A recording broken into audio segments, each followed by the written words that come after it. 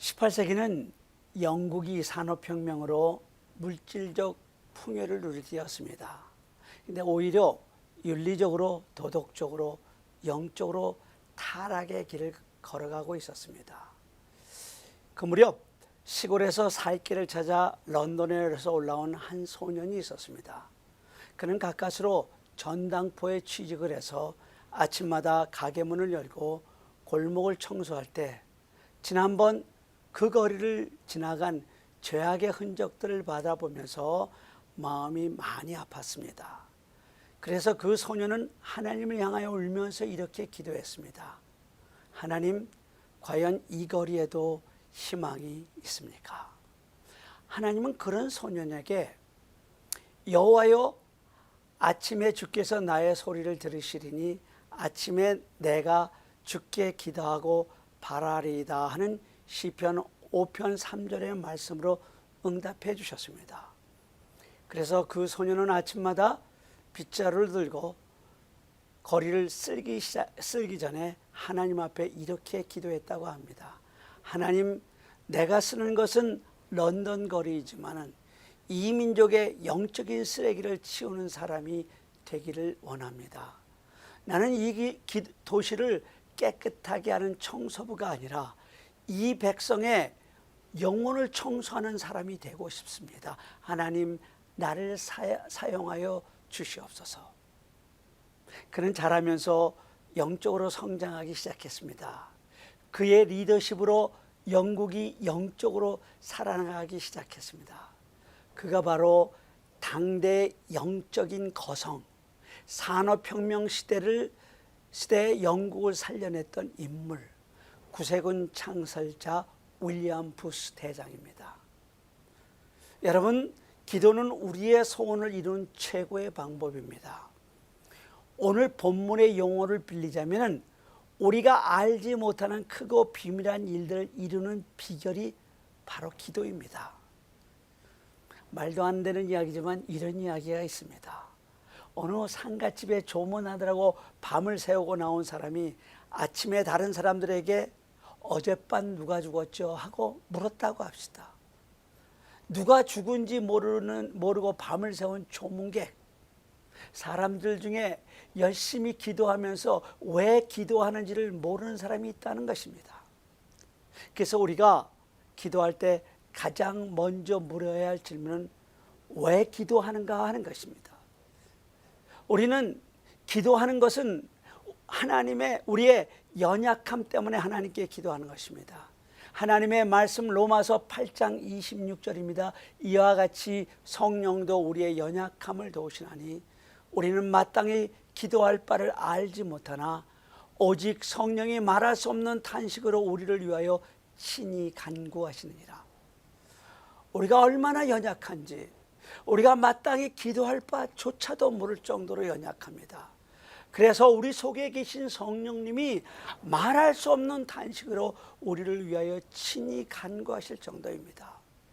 근데 여기서 연약하다는 말은요, 본래 구약의 제사 용어인데 사람들이 제사하러 성전에 들어갈 때는 흠이 없고 점 없는 온전한 제물을 가지고 들어가야 합니다. 예를 들면 다리를 저는 양이나 귀가 하나밖에 없는 소, 눈이 먼 비둘기는 제물이 될 수 없습니다. 그런 것들은 온전하신 하나님께 나아가는 온전한 제물이 못 됩니다. 연약하다는 말은 다리를 절고 발이 부러지고 눈이 짝짝이로 흠이 많은 것들로 완전하신 하나님께 바칠 수 없는 제물로 헬라어로는 아스테노스 그럽니다. 아스테노스 그러면은요, 한국 남성들이 가장 좋아하는 단어가 스태미나라는 단어인데, 스태미나라는 단어는 정력, 힘, 강하다는 뜻으로 헬라어로 스테노스 앞에 온 단어입니다. 그런데 그 앞에 없다는 접두사 아를 붙여서 아스테니아 그러면 연약하다, 자격이 없다 하는 의미가 되는 겁니다. 이 말이 중요한 건 우리의 연약한 본성을 잘 표현하는 말로 우리는 이처럼 하나님께 드려지기조차 자격이 없는 연약한 사람들이라는 것입니다. 지난 주일 우리 교회에 진현이가 교통사고를 당했습니다. 음주운전을 하던 사람이 몰던 차가 뒤에서 들이받았습니다. 그래서 진현이 차가 한 바퀴를 돌면서 반대 방향에서 오는 차에 또 부딪혀 차는 완전히 폐차가 되었다고 합니다. 이건 정말 청천하루의 날벼락이 아닙니까? 이제 이번 주에는 그동안 계획하던 한국 공군 장교 입대를 위해 한국에 가야 하는데 이게 무슨 날벼락입니까? 아스테니아, 우리가 연약하기 때문입니다. 그런 중에도 타박상밖에 없다고 하니 얼마나 감사합니까? 모든 것이 하나님의 은혜입니다. 그래서 우리가 기도해야 합니다. 우리의 연약함 때문에 기도해야 합니다. 우리에게 도덕적인 연약함 말할 수 없죠. 어떤 사람은 지나치게 돈에 약합니다. 항상 돈 때문에 시험에 들고 유혹을 받습니다. 어떤 사람은 이성에 약합니다. 이성 문제는 그가 안고 있는 도덕적 약점입니다. 여러분, 특별히 현대인들은요, 분노심에 약합니다. 얼마나 쉽게 화를 내는지 모릅니다. 지난 22일 목요일에는요, 서울 독산동의 한 교회에서 목사끼리 칼부림이 나는 사건이 일어났다고 합니다. 저녁 7시쯤 황모 목사가 서류병투에 흉기를 갖추고 독산동의 한 교회를 찾아가서 그 교회 담임 목사인 박모 목사를 수차례 찔렀다고 합니다. 그 이유는 자기를 교단에서 음해했기 때문이라고 합니다. 이런 이야기를 들을 때마다 같은 목사로서 저는 얼마나 창피한지 모릅니다. 도무지 분노 조절이 안 됩니다. 그런데 이 분노 조절에 실패할 때 가장 큰 아픔을 당하는 사람은 가장 가까이 있는 내가 사랑하는 사람들이라는 사실입니다. 대부분의 분노를 사랑해야 할 내 아내, 내 남편, 그리고 연약한 내 자녀에게 쏟아놓기 때문입니다. 여러분, 기도해야 합니다. 아스테니아, 우리의 연약함 때문에 기도해야 합니다. 아스테니아, not strong, not powerful. 강하지도 않고 우리는 힘도 없습니다. 육체적으로도 약하고요, 감정적으로도 약하고요, 도덕적으로 또 얼마나 약하고 정신적으로 약한지 몰라요. 그래서 기도해야 합니다. 노르웨이 신학자 할레스비가 쓴 기도라는 저서에서 사람이 반드시 기도해야 할 이유를 무기력 때문이라고 얘기를 했습니다. 우리가 아무것도 할 수 없을 정도로 무기력하기 때문에 기도해야 한다는 것입니다. 이처럼 우리의 첫 번째 질문은 우리는 왜 기도해야 하는가 하는 것으로 우리는 아무것도 할 수 없을 만큼 연약하기 때문에 기도해야 한다고 했습니다. 우리가 해야 할 두 번째 질문은 그러면 우리는 어떻게 기도해야 하는가 하는 질문입니다. 어머니가 자식에게 가장 큰 모성애를 느낄 때는 자식이 연약할 때라고 합니다. 앞에 아파서 눈만 껌뻑껌뻑하고 누워있는 자식을 볼 때 어머니는 대신 죽고 싶은 심정입니다. 어머니의 마음을 철렁하게 내려앉게 하는 것은 아픈 아들이 엄마 나 좀 살려줘 하고 힘없이 부르짖는 그 자식의 소리입니다. 우린 여기에서 가장 좋은 기도의 모델을 발견하게 됩니다. 바로 마가복음 9장에 귀신 들린 아들을 둔 아버지의 기도입니다. 한 번은 예수님이 베드로와 요한과 야고보를 데리고 변화산에 올라가셔서 기도를 하시고 내려오고 계셨습니다. 예수님을 보자 귀신 들린 아들을 아는 아버지가 나와서 이렇게 예수님께 사정합니다. 주님, 내 아들을 살려주옵소서. 그렇게 말하는 순간도 그 아들은 경련을 일으켜 금방 죽어갑니다. 도대체 이 아버지가 아들을 위해서 할 수 있는 일이라는 것은 아무것도 없었습니다. 아스테니아, 그는 전적으로 무기력했습니다. 그러나 그는 절대로 포기할 수 없었습니다. 왜냐하면 내 아들이기 때문입니다. 그래서 그는 나약한 모습 그대로 예수님께 나왔습니다. 이게 우리가 해야 할 기도입니다. 그 아버지는 주님 앞에 나와서 이렇게 통사정을 합니다. 주님, 내 아들을 불쌍히 여기소서. 할 수만 있으면 내 아들을 살려 주옵소서. 그때 예수님이 이렇게 말씀하셨지 않습니까? 할 수 있거든이 무슨 말이냐? 믿는 자에게는 능치 못할 일이 없느니라. 그 순간 그 아버지가 이런 위대한 신앙 고백을 합니다. 주여, 내가 믿나이다. 나의 믿음 없는 것을 도와주소서. 여러분, 이보다 더 솔직한 기도, 이보다 더 우리의 연약함을 주님께 아뢰는 기도가 어디 있겠습니까? 최고의 믿음은 이 아버지처럼 할 수 없는, 내가 할 수 없는 모습 그대로 주님께 나오는 것입니다. 최고의 기도는 이 아버지처럼 믿음 없는 나를 고백하는 기도입니다. 여러분은 어떻습니까? 나는 참 연약하다고 생각지는 않습니까? 그러면 당신은 기도하기에 딱 좋은 조건들을 가지고 있습니다. 그 모습 그대로 주님께 나오기만 하면 됩니다. 그런데 주님께 나올 때 한 가지만 더 가지고 나오십시오. 그것은 우리 주님 또한 우리의 연약함을 체휼하신 분이라는 것입니다. 하나님의 말씀 히브리서 4장 15절입니다. 우리에게 있는 대제사장은 우리의 연약함을 동정하지 못하실 리가 아니요 모든 일에 우리와 똑같이 시험을 받으신 이로되 죄는 없으시니라. 요즘 우리가 쓰고 있는 개정 성경에는 우리의 연약함을 동정하지 못할 리가 아니라고 번역해 놓았지만, 우리가 그동안 썼던 개역 성경에서는 우리의 연약함을 체휼하신 분이라고 번역해 놓았는데, 저는 왠지 그 체휼이라는 단어가 더 친근하게 느껴집니다. 그러나 체휼이나 동정이나 다 하나님의 긍휼이고 다 하나님이 불쌍히 여긴다는 말입니다.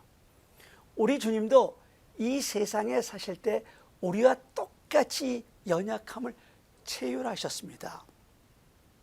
이제 내일이면 짊어져야 할 십자가를 앞에 두고 주님은 제자들을 데리고 겟셋마네 동산에 올라가 기도하셨습니다.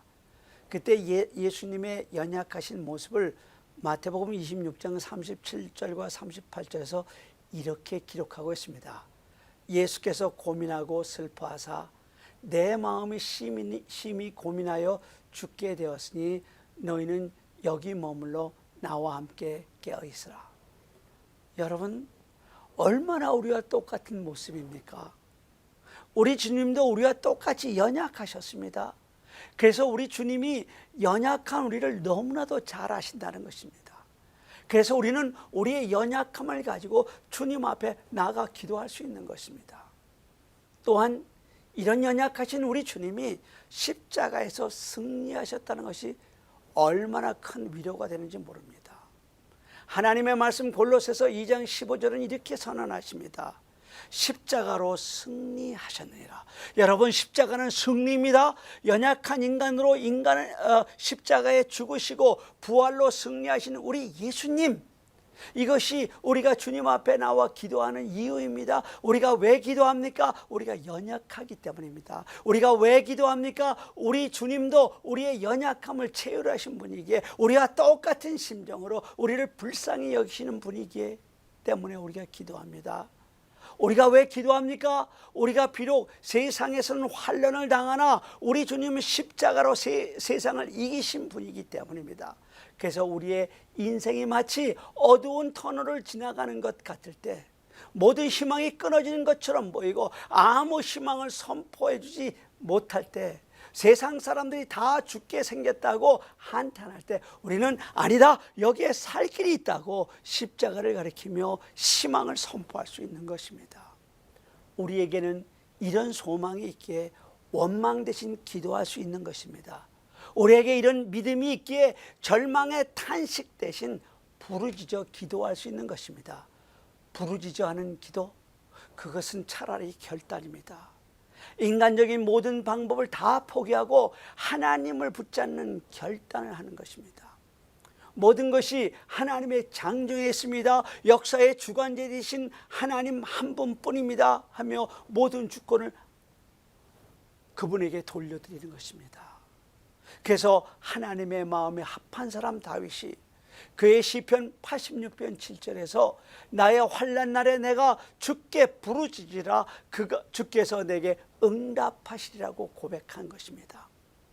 백화점왕 기도의 사람 존 워너메이커는 기도란 아무도 나를 도와주지 않을 때 하나님의 손을 붙들고 하나님과 한 팀이 되어서 내 인생의 문제를 함께 해결해 가는 것이라고 말했습니다.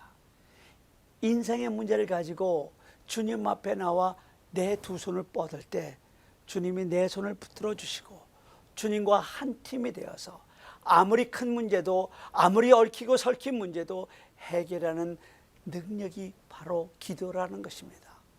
자녀의 문제로, 가정의 문제로, 직장의 문제로, 사업의 문제로, 건강의 문제로, 혹 영주권의 문제로 힘들어하시는 분은 계시지 않습니까? 혹 인생의 막다른 골목에 서서 쩔쩔매는 분은 계시지 않습니까? 지금이야말로 하나님께 부르짖어 기도해야 할 때입니다. 문제는 내 삶에 있는 풍랑이 아니라 내가 기도하지 않는다는 것입니다. 이번에는 4절과 5절 함께 보시겠습니다.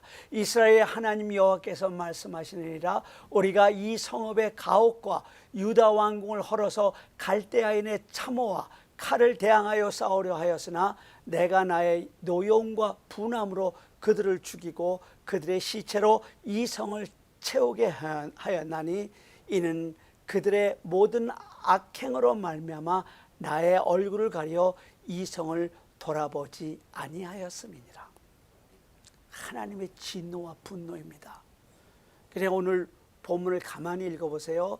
갈대아 군대에 의해서 성읍의 가옥과 왕궁이 폐허가 된다는 말이 아닙니다. 그것은 대적의 파괴로 말미암아서가 아니라 포위당한 예루살렘 백성들 자신에 의해서 그렇게 된 것이라는 겁니다. 백성들은 자기의 집과 왕궁을 헐어서라도 공격하는 갈대아 군대를 막아보자 애를 썼지만 이러한 자구책도 아무런 소용이 없었다는 것입니다. 왜냐하면 그들은 패망할 수밖에 없었습니다. 왜냐하면 이미 여호와의 구원하신 손길이 그들에서부터 끊어졌기 때문입니다. 주님여 이 손을 꼭 잡고 가소서 약하고 피곤한 이 몸을 폭풍감소 해치사 빛으로 손잡고 날 인도하소서. 여러분 아직도 여러분의 경험을 의지하시겠습니까? 아직도 여러분의 지식을 의지하시겠습니까? 아니면 썩은 새끼줄 같은 세상줄을 붙들고 살아가시겠습니까? 그것들을 놓아야 우리는 비로소 기도의 줄을 붙들 수 있습니다. 그것들을 놓아야 우리는 비로소 생명줄을 붙들 수 있습니다. 그것들을 놓아야 비로소 전능한 하나님이 우리의 두 손을 붙잡아 주십니다. 그래서 하나님은 2절과 3절에서 이렇게 말씀하신 것입니다. 이를 행하시는 여호와, 그것을 만들며 성취하신 여호와, 그의 이름을 여호와라는 이가 이와 같이 이르시되 너는 내게 부르짖으라. 내가 내게 응답하겠고 내가 알지 못하는 크고 비밀한 일을 내게 보이리라. 여러분 드디어 반전이 이루어집니다. 그러나 여기에 그러나는 역접속사 즉 반전 접속사라고 합니다. 4절과 5절은 하나님의 택하신 백성임에도 불구하고 그들이 하나님을 떠날 때 그들을 버릴 수밖에 없었던 하나님의 아픈 마음이 그려져 있습니다. 그러나 6절부터는 반전이 시작됩니다. 치료가 선포되어집니다. 용서가 선포되어집니다. 회복과 영광이 선포되어집니다.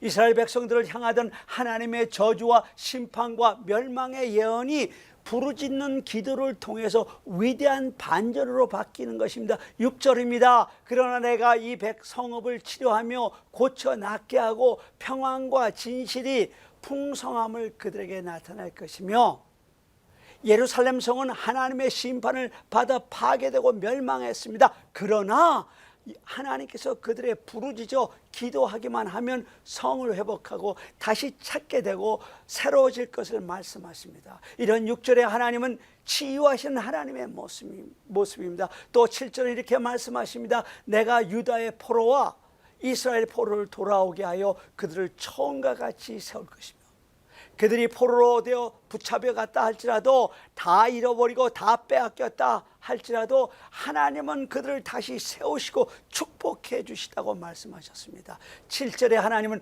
회복하시는 하나님입니다.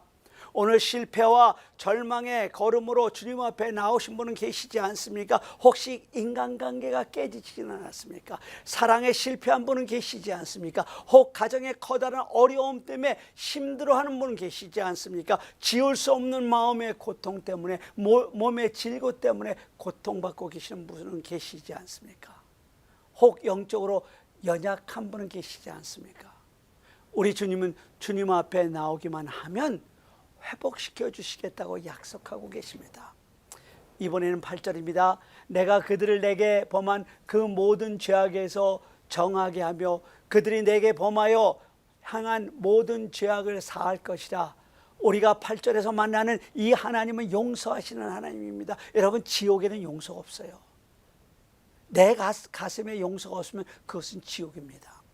남편은 아내를 용서할 줄 모르며 아내는 절대로 남편을 용서하지 않겠다고 결단합니다. 상처받은 것을 가슴에 끌어안고 자기는 용서하지 않겠다고 결단합니다. 그래서 그 상처, 더 큰 상처를 주고받는 것입니다. 여러분, 용서가 없는 그런 가정이 지옥이 아니겠습니까? 그러나 우리 하나님은 우리가 아무리 큰 죄를 범했다 할지라도, 세상 사람 그 누구도 용서하지 않는다 할지라도 주님 앞에 나오기만 하면 용서해 주시겠다고 말씀하십니다. 회복의 절정, 회복의 클라이막스는 역시 9절의 말씀입니다. 9절입니다. 이 성읍이 세계 열방에서 나의 기쁜 이름이 될 것이며 찬송과 영광이 될 것이며, 그들은 내가 이 백성에게 베푼 모든 복을 들을 것이요 내가 이 성읍에 베푼 모든 복과 모든 평화로 말미암아 두려워하며 떨리리라. 세상 사람들이 혀를 끌끌끌 차며 예루살렘을 향하여 이렇게 조롱하였습니다. 꼴좋다, 선민이라고 저런 큰 소리 치더니 다 망하게 생겼구나, 거지처럼 되었구나, 아무도 저를 돕는 사람이 없구나. 이렇게 세상의 조롱거리가 될 줄 알았더니 하나님이 도와주심으로 말미암아 회복되어졌습니다. 넘어진 줄 알았더니 벌떡 일어섰습니다. 그들이 이처럼 축복받는 모습을 바라보며 세상 사람들이 이렇게 놀라며 말합니다. 과연 하나님이 살아계시구나, 하나님이 저들과 함께 하시구나, 하나님이 저들을 버리지 않으셨구나, 하나님이 저들을 쓰시는구나. 여러분, 혹 힘든 세상에서 지치시지는 않았습니까? 지금 누군가가 그런 당신을 위해서 기도하고 있음을 알아야 합니다. 아니, 지금 이 순간이 당신이 누군가를 위하여 기도해야 할 때라고 생각지 않으십니까? 꿈의 사람 요셉을 보십시오. 그는 억울하게 누명을 쓰고 감옥에 갇혔습니다. 그것도 자기의 집 여주인을 강간하려다 잡힌 파렴치범입니다. 그가 그동안 죽을 것 같은 고난 속에서도 절대로 포기하셨던 꿈이 산산조각이 나는 것처럼 보였습니다. 그의 인생은 감옥에서 완전히 끝나버리는 것처럼 보였습니다. 그러나 감옥은 요셉의 인생을 무너뜨리는 곳이 아니라 요셉의 인생을 멋지게 세워주는 곳이었습니다. 감옥은 요셉의 꿈을 산산히 부서뜨리는 곳이 아니라 오히려 요셉의 꿈을 구체적으로 이루는 장소가 되었습니다. 그래서 이 놀라운 계획을 먼저 발견한 요셉이 후일의 형님들을 만났을 때 이런 놀라운 고백을 할 수 있었던 것입니다. 당신들이 나를 이곳에 팔았다고 해서 근심하지 마소서, 한탄하지 마소서. 하나님이 생명을 구원하시려고 나를 당신들보다 먼저 보내셨나이다. 또 아버지 야곱이 죽자 형들이 무서워 벌벌 떨고 있을 때 요셉은 형들을 이렇게 위로했습니다. 당신들은 나를 해하려 하였으나 하나님은 그것을 선으로 바꾸사 오늘과 같이 많은 백성의 생명을 구원하게 하시려고 하셨나니. 당신들은 두려워 마소서. 내가 당신들과 당신들의 자녀를 기르리이다. 여러분, 그렇습니다. 하나님이 다 하셨습니다. 우리의 인생의 크고 작은 모든 일을 하나님이 다 하셨습니다. 예레미야에게 나타나셨던 그 하나님도 일을 계획하시는 분, 그리고 계획하신 일을 반드시 성취하실 여호와 하나님이셨습니다. 우리가 아무리 계획을 세우고 뜻을 세우고 그것을 이루시는 분은 여호와 한 분이십니다. 그분께 기도합시다. 연약합니까? 그래서 기도해야 합니다.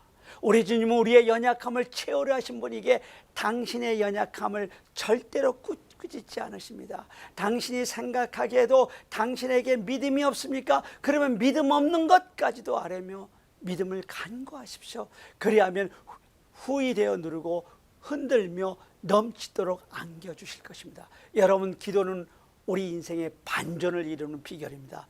여러분, 기도는 우리의 소원을 이루는 최고의 방법입니다. 우리가 알지 못하고 크고 비밀한 비밀을 이루는 비결, 그 비결이 바로 기도입니다.